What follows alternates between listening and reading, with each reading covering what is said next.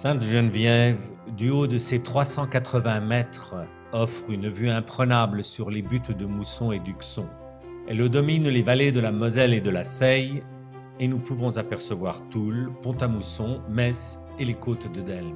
Au sommet se dresse fièrement la croix Martyrio, où le chanoine Touvenin fera transporter provisoirement les corps des soldats tombés au front et édifier en leur honneur un monument de gloire et de piété. Assaillie par le 16e corps de réserve allemand, la petite cité sera bombardée durant 75 heures, à raison de 4000 obus, et sera en grande partie détruite. Si la guerre éclate en août, elle se préparait depuis des mois. Le plan 17, qui doit son nom au fait d'être le 17e plan élaboré depuis la fin de la guerre franco-allemande de 1870, est le plan militaire appliqué par l'armée française au début de la Première Guerre mondiale. Il s'agit d'un plan de mobilisation et de concentration des forces françaises qui prévoit l'augmentation massive des effectifs grâce à l'arrivée des réservistes, puis le transport par chemin de fer des troupes sous la protection des unités frontalières. Le plan est mis en œuvre à partir du 2 août 1914 sous les ordres du commandant en chef français, le général Joffre. Les corps d'armée prévus arrivent de toute la France. S'il faut affecter ces unités qui débarquent en territoire inconnu, il faut aussi les ravitailler et les commander. Car après la gare, tout se faisait à pied. Il ne faut pas oublier qu'en même temps, on mobilise tous les chevaux valables des villages de Lorraine, qu'on évacue certains villages, qu'on achète des bovins et d'autres bêtes pour nourrir ces centaines de milliers de soldats. La France fut le seul pays en 1914 à partir en guerre sans tenue adaptée à la guerre moderne. La tenue militaire ressemble en gros à celle de la guerre de 1870, avec le fameux pantalon Garance qui est porté par tradition, mais aussi pour être vu de loin par l'artillerie et ainsi éviter les tirs amis. Il faudra attendre l'année 1915 pour que soit distribué l'uniforme bleu horizon. Le front attribué à la 2e armée va de la Moselle à Pont-à-Mousson jusqu'à la région de Blamont. Le 20e corps est placé en arc de cercle devant Nancy, du mont Sainte-Geneviève, mont Toulon, mont Saint-Jean, plateau de la Rochette, mont d'Amance, Champenoux, Cercueil, Buissoncourt, Ars-sur-Meurthe, Varangéville, le Rambétan, Dombasle-sur-Meurthe. Au-delà, la 2e division de cavalerie assure la liaison avec la 1re armée du général Dubail, qui couvre la frontière des Vosges à la Suisse.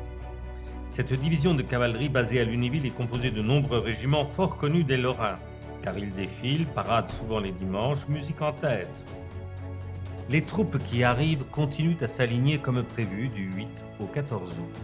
Le 20e corps est prévu pour être le fer de lance de l'attaque. Il est entraîné, il est prêt depuis des années, il est dans la région, les Lorrains l'acclament lors de leur passage. Les territoires volés par l'Allemagne en 1870 doivent redevenir français. Tout est prêt pour la bataille. Le jour J est prévu le 14 août, il sera respecté. À cette date, les unités d'actifs des 4 corps d'armée avancent vers le pays annexé. Le 14 août 1914, les troupes françaises franchissent la frontière allemande et s'emparent de Sarrebourg, mais elles tombent dans un piège tendu par les Allemands. Les hommes sont fauchés par les tirs ennemis et l'armée française bat en retraite. La situation est tragique et les Français évacuent Sarrebourg.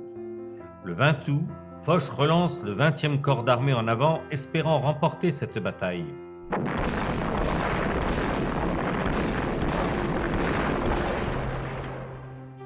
En vain.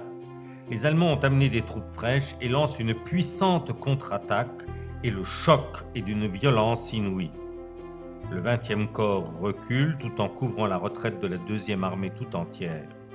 Les officiers montrent l'exemple et se font tuer, refusant d'évacuer malgré leurs blessures, refusant d'être soignés. Les pertes sont considérables. Le 21 août, le 20e corps revient sur le Grand Couronné, une série de hauteurs à l'est de Nancy. Il a laissé devant Morhange nombre des siens, mais dès le 22 août, il s'organise et se prépare pour contre-attaquer. Il se tient toujours sur les hauteurs du Grand Couronné et son 2e groupe s'étale de Sainte-Geneviève à Champenoux. Le 22 août, la situation est tellement grave que le général de Castelnau prescrit de reculer derrière la Meurthe. en espérant que les Allemands le laisseront souffler, mais sans attendre, l'ennemi décide d'attaquer Nancy dans ce qui sera la bataille du Grand Couronnier.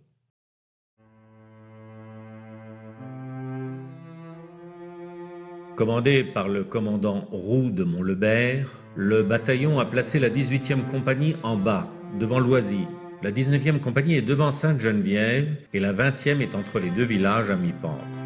La 17e est en réserve à l'est de Sainte-Geneviève et la 22e batterie du 20e régiment d'artillerie complète le dispositif avec 4 pièces de 75. Au total, un éparpillement de 800 fusils sur une ligne de front de 4 km et quelques canons de campagne aux caissons peu garnis.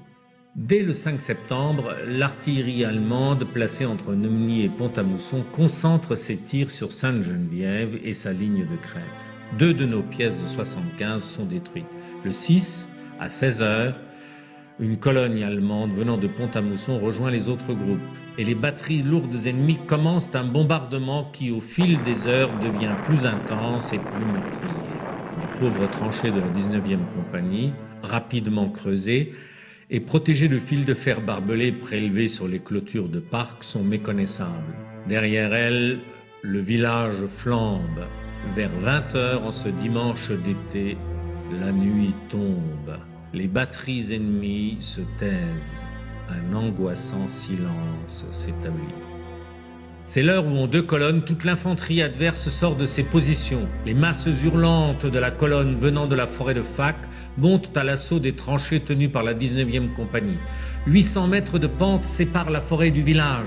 À Sainte-Geneviève, la 19e compagnie, pensant ne pas pouvoir tenir dans les vestiges de ses tranchées, se replie vers le village. Par une exhortation, le commandant renvoie ses hommes vers l'avant. Les Allemands n'ont pas eu le temps de s'apercevoir de ce moment d'abandon de la position. Au milieu de ses hommes, le commandant ordonne le feu par salve.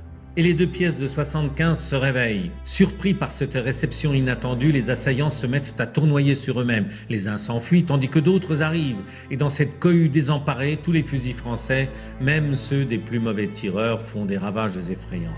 Dès que le commandement allemand comprend l'échec de ses fantassins, les batteries ennemies ouvrent sur nos positions un tir d'une violence inouïe. À minuit, la 18e compagnie lâche sa position près du cimetière de Loisy et fait retraite vers le village. Les obus s'abattent sur Sainte-Geneviève. En un quart d'heure, c'est un véritable volcan en éruption. À 2 heures du matin, le 7 septembre, un nouvel assaut est donné. Les Allemands se ruent en masse sur nos positions, mais sont aussitôt décimés par les fusils et les mitrailleuses. Les pertes françaises sont de 22 hommes, un capitaine et un lieutenant. Les pertes allemandes sont évaluées à 400 morts et à 800 blessés. Le conseil municipal a donné à tous ces braves le nom d'une rue. Ils ont contribué à la défense du village. Montlebert, Thouvenin, Marot, Delmas. Sous les bombardements intensifs, la journée du 6 septembre 1914 fut épouvantable. Un obus arriva en plein dans la tranchée occupée par Marot et une partie de sa section. Marot fut mortellement blessé, ainsi que 5 de ses hommes. Le capitaine Delmas sera à la tête d'une compagnie sur une tranchée et mourra sous les bombes. Le sous-lieutenant Delmas, chef de section, reposera au cimetière de Millery. Né à Sainte-Geneviève en 1868, l'abbé Thouvenin descend d'une famille de cultivateurs. Il remplace le curé de Sainte-Geneviève appelé aux armes, visite les blessés, stimule les valides, encourage les troupes, monte sur les murs pour éteindre les incendies.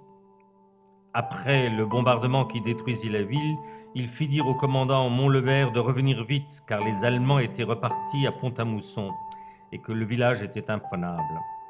Dès le 11 septembre, il sera tour à tour curé, maire, distributeur de lettres, agent de liaison entre civils et militaires. Il assure le ravitaillement de la population restée sur place. Le général Joffre en personne le félicita à Sainte-Geneviève.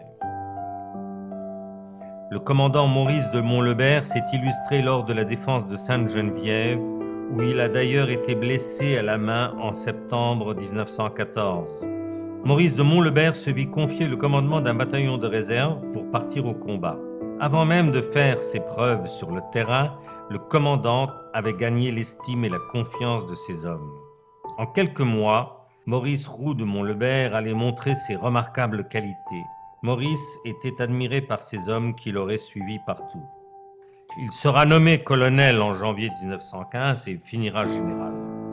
Il décédera en 1921 et sera, selon ses vœux, de l'accord unanime des habitants de Sainte-Geneviève, enterré avec 4 de ses hommes dans un carré au cimetière de ce village lorrain. Le 4 septembre 1921, la Croix de guerre fut remise à la commune pour sa vaillance par M. Bonnevet, ministre de la Justice. Ce monument commémorant les événements de 1914 est érigé sur la crête au-dessus du village.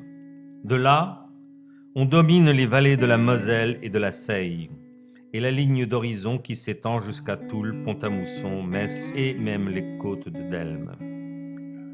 Ce monument est protégé par 2 héroïnes de la France, Sainte-Geneviève et Jeanne d'Arc. Le monument de Sainte-Geneviève a été inauguré le 4 octobre 1964 par le préfet Jean Gervais, M. Gâteau, maire de Sainte-Geneviève, et M. Fred Gouvy, industriel, ancien conseiller général et président du comité pour l'érection du monument. Le monument rend hommage aux héros de toutes armes et de toute provenance qui ont assuré la défense du Grand Couronné et sauvé Nancy. Ce village, au nom symbolique, a joué un rôle important dans les 2 premiers mois de la guerre de 14-18. Le village reconstruit de Sainte-Geneviève, dans son écrin de verdure ouvrant sur l'horizon, garde en mémoire ces soldats tombés pour leur patrie.